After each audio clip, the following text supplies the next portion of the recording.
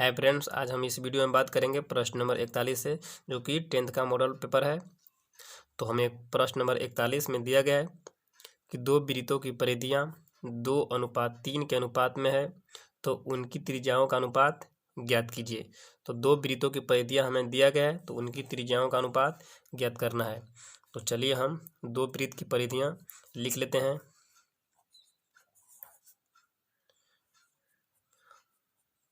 माना कि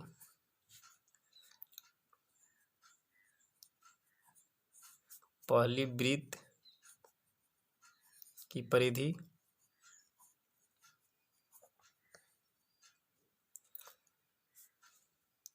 हो जाएगा 2πr1, इसको मान लेंगे, और दूसरी वृत्त की परिधि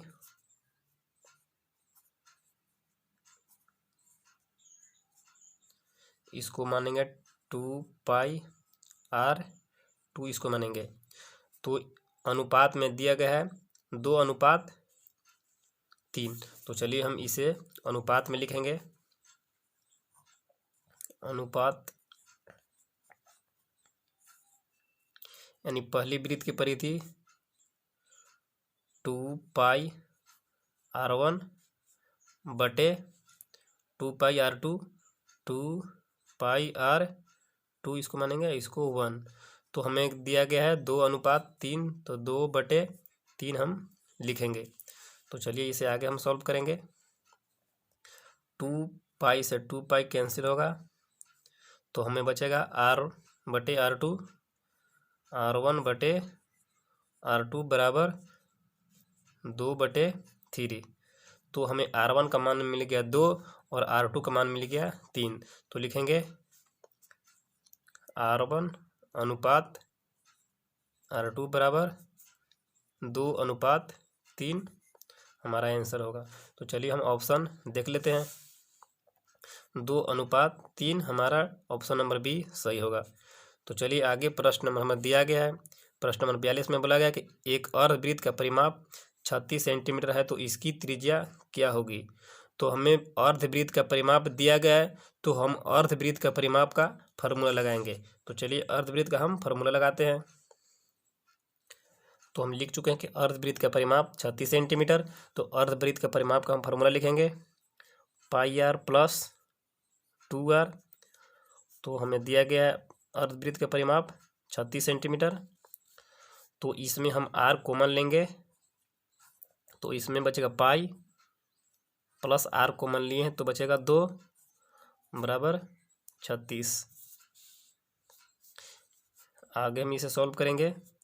r इंटू पाई का मान होता है 22/7 प्लस 2 इंटू बराबर 36।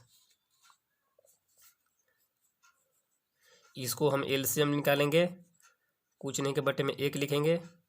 तो 7 और 1 के एलसीएम होगा 7, तो 1 मरतबे 7, तो 1 मरतबे 22 प्लस 7 एकम 7, 7 मरतबे होगा, तो 7 में 2 से गुना होगा, तो 7 दूनी 14 बराबर 36। r इंटू 22 और 14 जोड़ेंगे तो हमें मिलेगा 36/7 बराबर 36। कोष्ट हटाएंगे तो हमें 36 में r से गुना करेंगे, तो 36r/7 बराबर 36। और कुछ नहीं के बटे हम 1 लिखेंगे, और 36 हमारा कैंसिल होगा, तो r में गुना करेंगे 1 से, तो r बराबर 7 में गुना होगा, तो 7। तो हमें r का मान मिल गया 7 सेंटीमीटर। तो चलिए r बराबर 7 सेंटीमीटर हम देखते हैं। तो ऑप्शन नंबर हमारा ए सही होगा, 7 सेंटीमीटर। तो चलिए आगे हम प्रश्न नंबर 43 देखते हैं। तो प्रश्न नंबर 43 में दिया गया है कि यदि किसी वृत्त की परिधि दोगुनी कर दी जाए तो वृत्त का क्षेत्रफल कितना गुना हो जाएगा। तो चलिए हम दो वृत्त, एक पहले वृत्त और एक दूसरे वृत्त की परिधि लिखेंगे। तो एक वृत्त की परिधि हम मान लेंगे कि 2 पाई और दूसरे वृत्त की परिधि 4 पाई हो, तो हमें दुगनी बोला गया है, तो क्षेत्रफल कितना गुना बढ़ जाएगा। तो चलिए हम दुगनी करते हैं।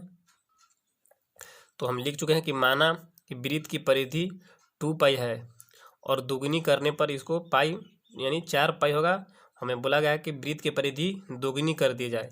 तो पहले वृत्त की परिधि हम मान चुके हैं कि 2 पाई और दूसरे वृत्त की परिधि मान चुके हैं कि 4 पाई होगा, तो दोगुनी होगा। तो अब हम वृत्त की फार्मूला लगाएंगे वृत्त की परिधि के, यानी दोनों वृत्त। तो लिखेंगे वृत्त की परिधि, तो हमें वृत्त की परिधि दिया गया है 2 पाई, तो वृत्त की परिधि की फार्मूला होता है 2 पाई आर बराबर हमें परिधि कितना दिया गया है, यानी पहले वृत्त वाला, तो 2 पाई। तो 2 पाई से 2 पाई कैंसिल होगा, तो आर बराबर कुछ नहीं के मतलब 1 बचेगा। तो हमें आर का मान मिल गया 1 और दूसरे वृत्त की परिधि दिया है 4 पाई। तो चलिए हम दूसरे वृत्त की परिधि निकालेंगे।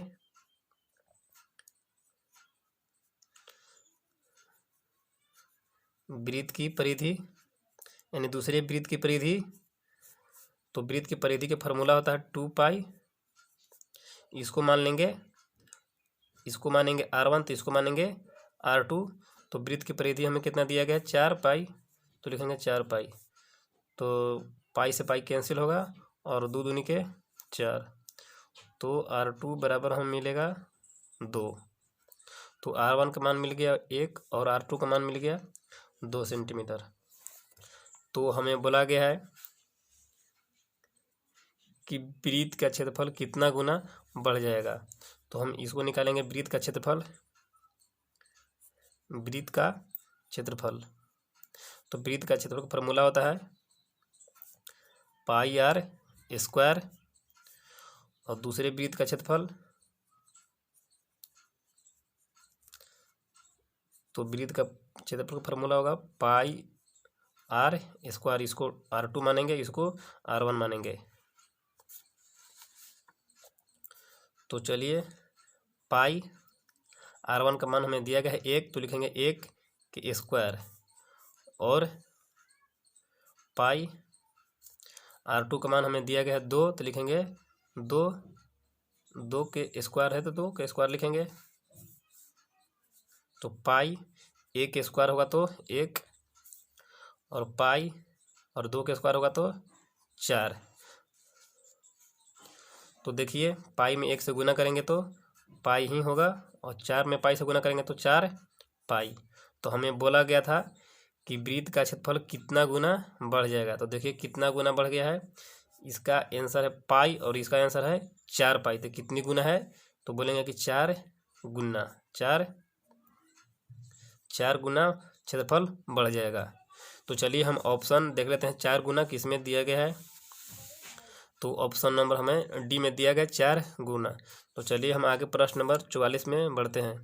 तो प्रश्न नंबर 44 में हमें दिया गया कि समान आधार और समान ऊंचाई वाले दो यानी लंबवृत्तीय बेलन और लंबवृत्तीय शंकु के आयतन का अनुपात क्या होगा। तो हमें बेलन और शंकु का आयतन ज्ञात करना है। तो चलिए हम शंकु और बेलन का आयतन के फॉर्मूला लिखेंगे और आयतन निकालेंगे। तो हम लिखेंगे कि हमें दिया गया कि समान आधार यानी R और H का मान हमें समान दिया गया है। तो बेलन और शंकु का आयतन के अनुपात निकालेंगे। तो बेलन का आयतन का फॉर्मूला होता है पाई R स्क्वायर H अनुपात शंकु का आयतन का फॉर्मूला होता है 1/3 पाई R स्क्वायर H।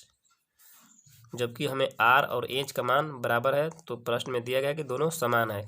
तो चलिए हम पाई से पाई कैंसिल करेंगे। तो इसमें दिया गया है R स्क्वायर से R स्क्वायर कैंसिल होगा और H से H हमारा कैंसिल होगा। तो कुछ नहीं के मतलब ही 1 बचा, अनुपात 1/3। तो तीछा तिरछा हम गुना कर लेंगे। तो 3 में 1 से गुना करेंगे तो 3, अनुपात 1 में गुना करेंगे 1 से तो 1। तो हमारा 3/1 आंसर होगा। तो चलिए हम ऑप्शन देख लेते हैं 3/1। तो 3/1 हमारा ऑप्शन नंबर बी सही होगा। तो चलिए आगे प्रश्न नंबर हमें दिया गया है 45 कि समबेलन का पूर्ण पृष्ठ क्षेत्रफल क्या होगा, यानी पूर्ण का मतलब होता है संपूर्ण क्षेत्रफल क्या होगा। तो हमें ऑप्शन दिया गया है 4, तो ऑप्शन नंबर सी हमारा सही होगा, क्योंकि बेलन का संपूर्ण पृष्ठ क्षेत्रफल होता है 2πr² प्लस 2πr इंच। तो चलिए हम ऐसे फार्मूला को आगे विस्तार से लिखेंगे। तो हमें दिया गया है, देखिए 2πr into are plus inch. तो हम आगे इसको गुना करेंगे, तो 2π आर में आर से गुना करेंगे तो होगा r² प्लस इसमें गुना करेंगे तो 2πr इंच। तो ऑप्शन नंबर हमारा सी होगा, जो कि आप विस्तार से भी लिख सकते हैं 2πr² प्लस 2πr इंच। तो ऑप्शन नंबर सी सही होगा। तो चलिए आगे प्रश्न नंबर हम 46 में बढ़ते हैं कि चारों को आरोही या अवरोही क्रम में रखने पर बीच वाले चर का मान क्या कहलाता है। तो चलिए हम एक ऑप्शन लेते हैं, तो बीच वाला संख्या को क्या बोलेंगे। तो देखिए हम आगे एक मान चुके हैं कि माना कोई संख्या है 3, 5, 2, 8 और 6। तो इसे हम आरोही क्रम में सजाएंगे। तो सबसे पहले छोटी संख्या लिखेंगे तो 2, उसके बाद 3, उसके बाद 5 और उसके बाद 6 और उसके बाद 8। तो हम ये आरोही क्रम में लिख चुके हैं। तो इधर से 2 और इधर से 2, जो बीच वाली संख्या होता है उसे हम बोलते हैं माध्यिका। तो चलिए हम ऑप्शन देख लेते हैं माध्यिका। तो ऑप्शन बी हमारा सही होगा। तो आगे प्रश्न नंबर 47 में दिया गया a minus B comma a और a प्लस बी का माध्य क्या होगा। तो हम जानते हैं कि कुल माध्य बराबर फार्मूला होता है कुल आंकड़ों का योग बटे कुल आंकड़ों की संख्या। तो चलिए हम 47 को हल करते हैं।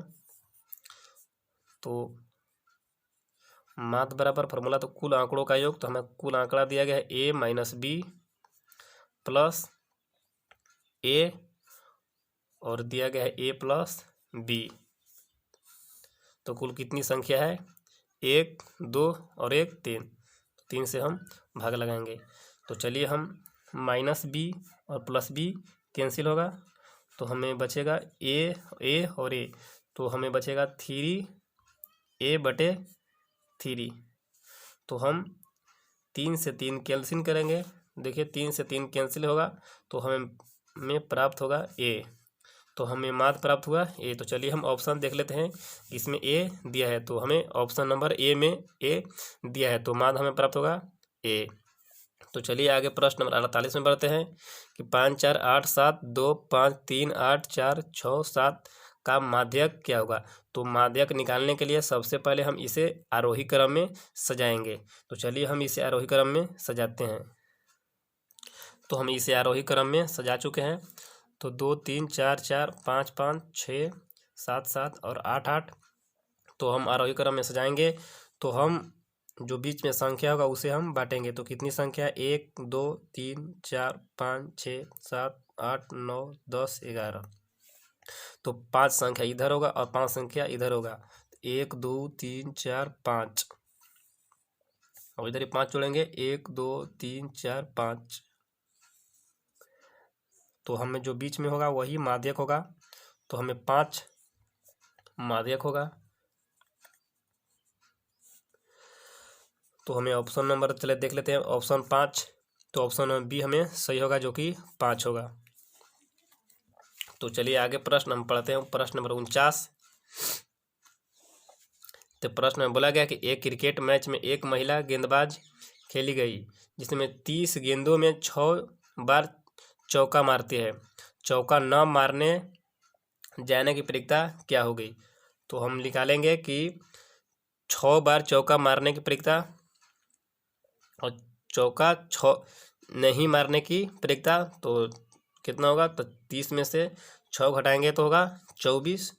तो नहीं मारने के अनुकूल परिणाम होगा 24। तो चलिए हम इसे लिख लेते हैं। तो हम लिख चुके हैं कि प्रश्न नंबर 49 का कि 6 बार चौका मारती है। देखिए 6 बार चौका मारती है, चौका नहीं मारने की प्रायिकता होगा तो 24 बार चौका नहीं मारती है। तो कुल गेंदों की संख्या कितनी है 30। तो हमें बोला गया कि चौका न मारने की प्रायिकता क्या होगी। तो लिखेंगे चौका न मारने की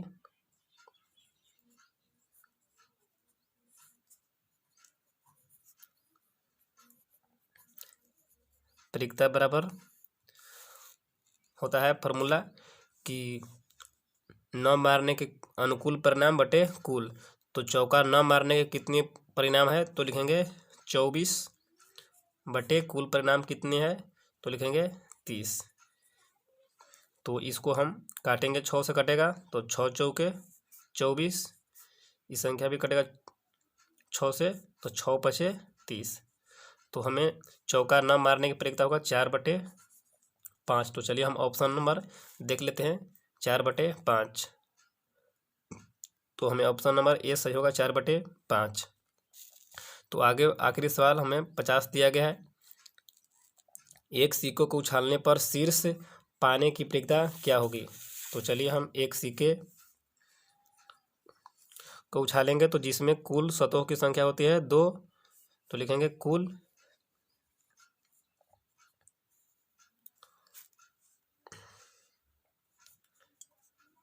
कुल संख्या कितनी होती है सिक्कों में, तो लिखेंगे कुल 2 सतह होती है जिसमें शीर्ष बोला गया है,